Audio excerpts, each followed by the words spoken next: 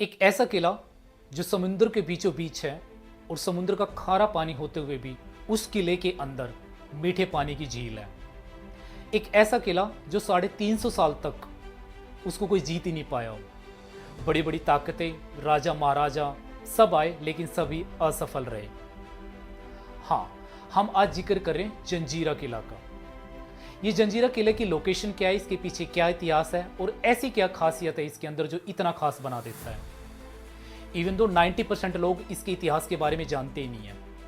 इतिहास की किताबों के अंदर भी इसका चैप्टर नहीं जोड़ा गया और ना के बराबर ही बताया गया, मतलब कि साइड लाइन से इसके बारे में पढ़ाया गया।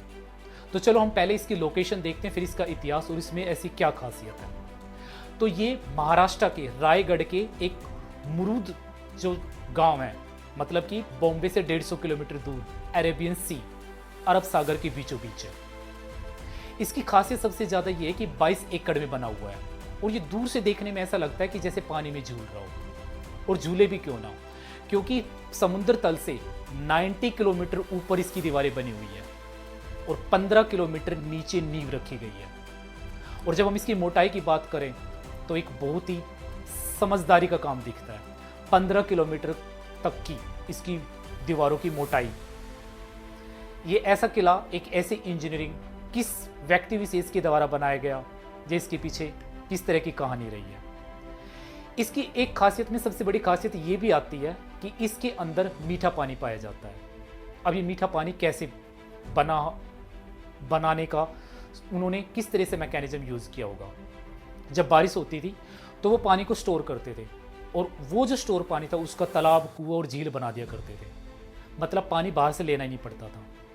ये इस तरीके से किला बनाया गया था कि इस किले के अंदर व्यापार, बच्चों की पढ़ने की शिक्षा, मंदिर, दुकानें, स्टोरेज, मतलब सब कुछ इस किले के अंदर था। मतलब इमेजिन करें तो एक समाज की तरह था। ना तो लोग बाहर जाते थे ना अंदर आते थे, और लोग अगर बाहर अंदर आते जाते भी थे तो परमिशन लेनी पड़ती थी। और परमिशन इस तरीके से ली जाती थी, मोहर दी जाती थी, जैसे आजकल टोकन सिस्टम दिया जाता है। और वो मोहर अगर मान लो किसी से खो जाती थी तो उसकी एंट्री नहीं थी, उसको मार दिया ही जाता था। इस पॉइंट ऑफ व्यू से अगर हम देखें तो सिक्योरिटी बहुत ही टाइट थी। अब ये इस तरीके का किला जिसमें इतनी खासियत है, और इसको सबसे बड़ी खासियत कि 3.5 साल तक इसको जीता ही नहीं गया हो, इसको कोई भी नहीं जीत पाया हो। अब ये इसके पीछे इतिहास क्या है, बना कैसे। जब इस किले के आसपास पहले ये किला ना होता था तो वहां पे मछुआरे होते थे, वो अपनी मछली का पालन करते थे। मछलियां क्या होती थी, सूख जाती थी या वहां से चोरी हो जाती थी, मतलब कोई सुरक्षा नहीं थी। तो उन मछुआरों का या तो हम लीडर कह सकते हैं या उन मछुआरों का हम राजा कह सकते हैं। राम राजा पाटिल था जो, या राम राव पाटिल, उसने अहमदनगर के एक जो सुल्तान था उससे परमिशन ली कि हम यहाँ पे किस तरीके से किला या इस तरीके से कोई अपना एक मतलब क्षेत्र बना सकते हैं जिससे हम अपनी मछलियों का पालन पोषण कर सकें या व्यापार कर सकें, या इस तरीके का कोई भी हम एक जिसे कहते हैं घर या कोई किसी तरह का क्षेत्र बना सकते हैं जिससे हमारी मछलियाँ बची रहे। तो उस अहमदनगर के सुल्तान ने उनको परमिशन दी। अब रामराव पाटिल ने उसको लकड़ी का बनाया और उसकी आकृति और उसकी सुरक्षा और उसका डिजाइन कुछ इस तरीके से ही बनाया था। अब जो अहमदनगर का सुल्तान जिसने परमिशन दी थी उसको वो पसंद आ गया। अब उसने उसको लेना चाहा लेकिन रामराव पाटिल ने उसको मना कर दिया।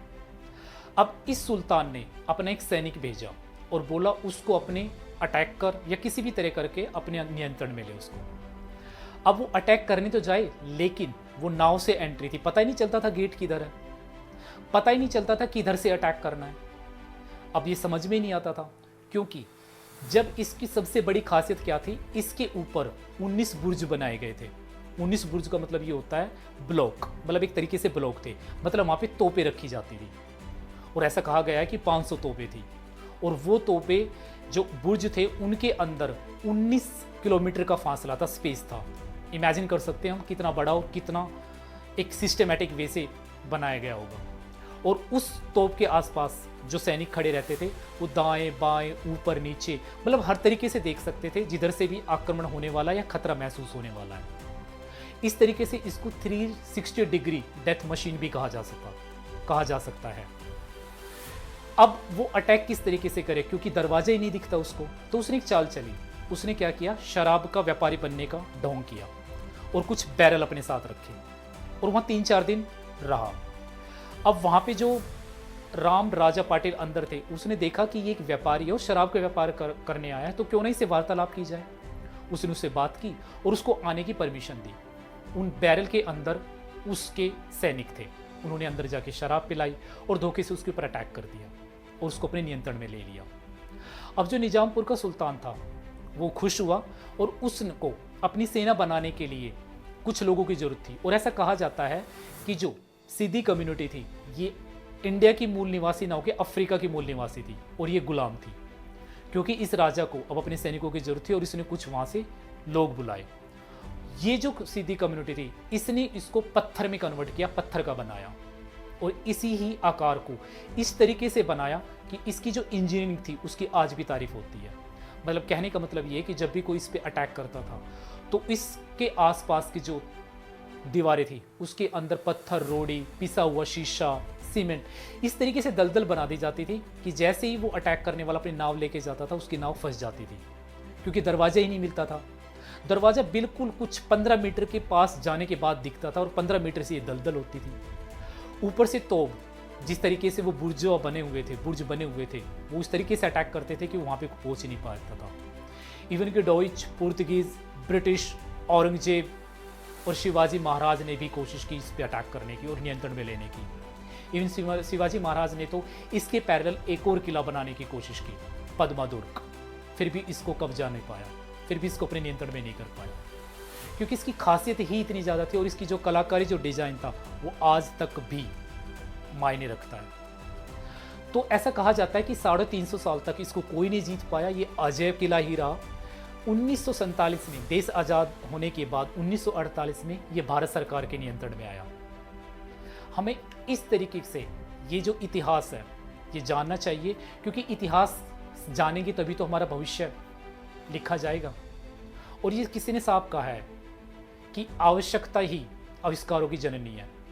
हमें ये देखना चाहिए कि इतिहास के अंदर कहाँ कहाँ हमें इस तरह की आवश्यकता पड़ी और इस तरह की जननी हुई। तो इस तरह की कहानी अगर आपको और चाहिए तो कमेंट करके बताइए कि इस तरह की और कहानियाँ लेके आएँ।